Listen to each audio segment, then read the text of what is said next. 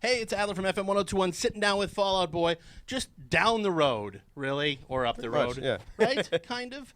10th show here. Just here, 10. Just 10. What?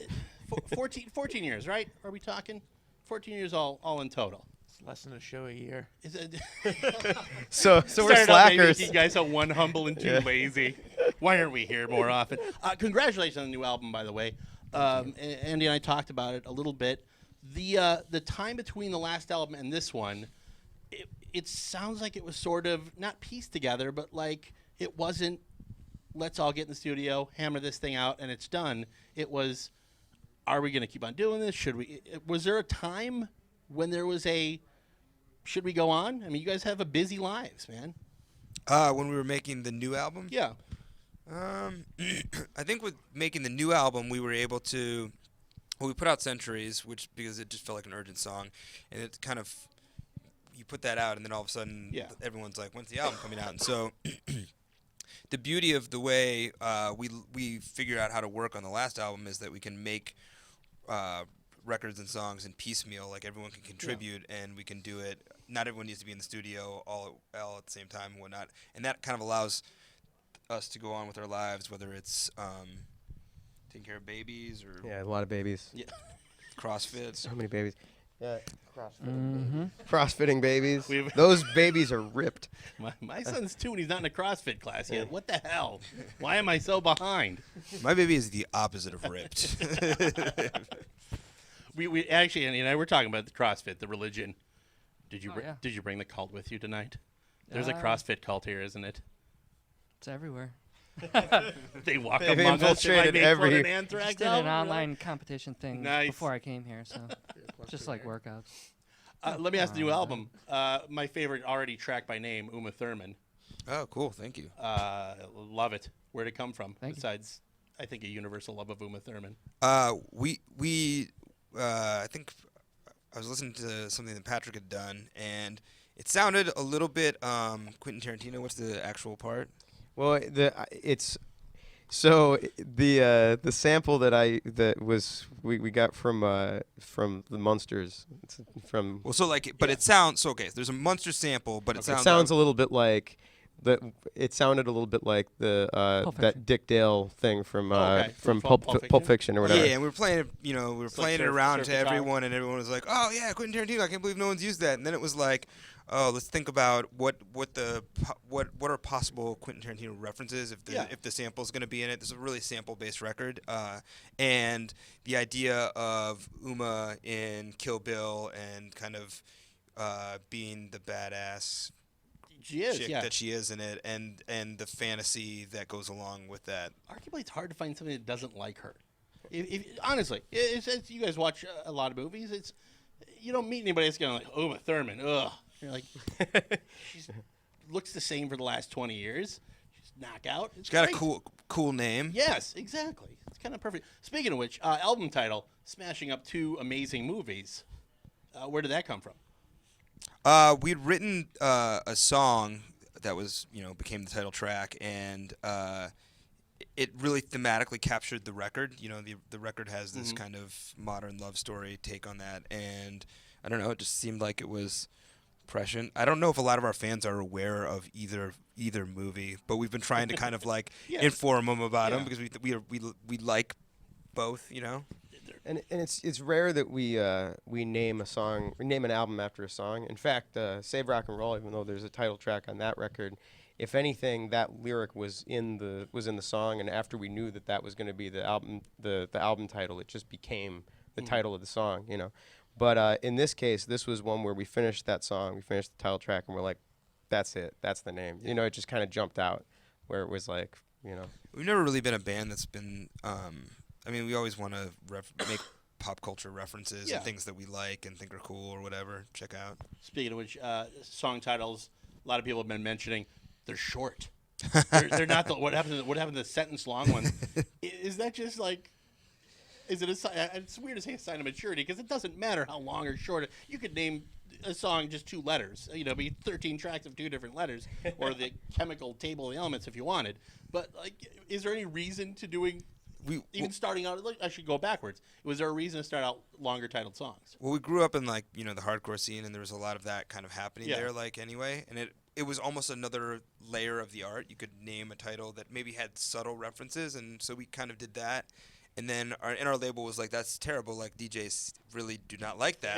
Yeah, whatever. And so we were like, we'll make them really short. And we, with Thanks for the Memories, we just took out all the vowels. And they were like, well, that's not really what we meant by it. And I think at this point, it's we kind of title the song. The titling is still done in the same way. Yeah. It's just we're not trying to antagonize DJs or a record label by it anymore. Yeah. And the funny thing is, so on our first record, we had our second or third, we had a song called "Our Lawyer Made Us Change the Name of the Song," so we get sued because the original reference was to David Ruffin and the Temptations, and this is so geeky, but like you can't name a song after someone who's not referenced in the song anymore. Since Rosa Parks by Outkast, you can't do that anymore. Okay. So Uma Thurman probably would have been named something different, except we went to Uma Thurman and we played the song for her, and so it's like kind of cool. She was like, okay, yeah. I'm like, Uma Thurman gave her a thumbs up for us, Crazy. which is crazy. You know what I'm saying? We'll let her do the intro. Yeah. Does that like pass? I didn't even realize that rule. Yeah, it needs to be directly referenced in the song at least. You could just start out by saying, this is Uma Thurman. Also go, 1, 2, 3, 4. Boom, you go into it. You're like, done. See you bastards. We took care of it. Like, Legally. Alone. One question actually I did, that was one of the questions actually I had, but it was also from Twitter. Another question was interesting about your book, Gray. Would that ever become a movie, since we're talking about movies? And if so, are we looking at a casting couch? Or do you go with it? You're like, you're just not quite Andy Hurley material. I'm sorry. We're like... I can't picture I would love to meet the movie studio that wanted to make I couldn't picture now we're it finding ever. all this stuff about Sony. You're gonna find out a lot more about what I know. Maybe they've got an email. Maybe there's a dark email in there about this tiny little book that they've never heard. But it could be. It could be sort of a Pete Wentz, is it? Yeah.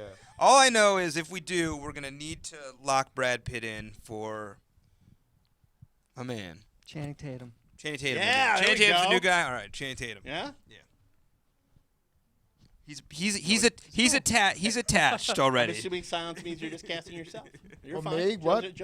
Yeah. Sure, yeah, whatever. You Yeah, sure, I'm great. learn that. You're great at acting. I'm great or horrible, whatever. Great, I'm horrible. Whatever. No. One last thing, I will say, your first album to me is still stands up amazingly. Do you ever? It's weird that you guys are. When you think about the age you are, but when that first album came out, you were like, it was a concern of record sales.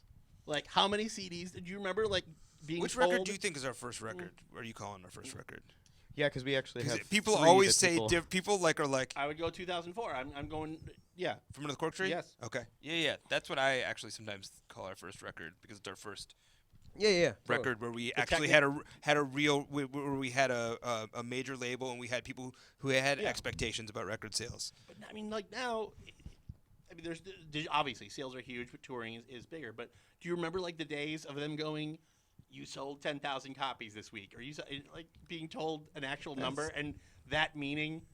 Yo, the funny Is thing, it weird? The funny thing about that is like when we put out the record, it sold a bunch of copies because we had this fan base, and then because of that, it forced the video up on TRL, which forced us to kind of get played on the radio, which is interesting because like I don't know that could happen for bands now because record sales and streaming and that kind of stuff is different. You just said TRL, which is awesome. Exactly, but like we've never been a band that's like really been like a numbers band. People like will tell us like this or that, and we're like, okay, that's cool. You know, the other day we got a cake, like a platinum record cake for Centuries going platinum, and I was like, we should probably do this with cakes more often because we actually get the band to all pay attention.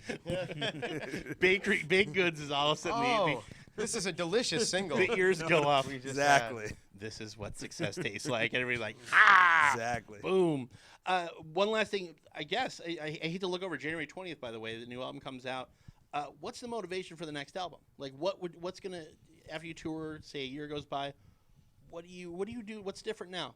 How do we keep going? Yeah. And How do you keep going? I think the thing that got us back, because we took the little hiatus and everything. One of the thing that got us back was that we really like making music together, and and that's why we're here. The second that we stop having ideas, we'll just go home. And we went around the world, and it's like when you go around the world and we realize that I want kids that are picking up instruments to realize that like rock music can be played on the radio, contemporary rock songs can be played on the radio, and those bands can also play arenas and amphitheaters. I think that it's a big missing lane for bands our age. There's a couple bands that do it, not too many, and we want to keep inspiring that fire in other kids. Well, it's awesome so far, Paul. But thank you guys so much, and Thank you. great 10th show here. Thanks. All right, Thanks, guys. man. Thank you. Cool.